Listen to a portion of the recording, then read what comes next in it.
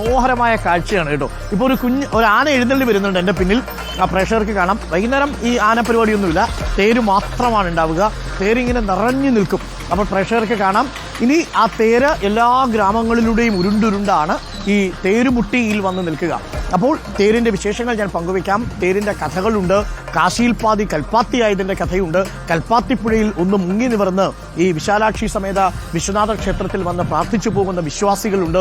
പലയിടങ്ങളിൽ നിന്നും ഈ സമയങ്ങളിൽ ഒത്തുകൂടുന്ന മനുഷ്യരുണ്ട്. ഇതാ കണ്ടോ, ഈ കോലം വരച്ചുന്ന സ്ഥലങ്ങളിൽ നിന്നൊക്കെ സെൽഫിയും ഫോട്ടോയും ഒക്കെ എടുക്കുന്ന വിവിധ സ്ഥലങ്ങളിൽ നിന്ന് വന്നിരിക്കുന്ന ആളുകളുണ്ട്. എവിടുന്നാ വരുന്നത്?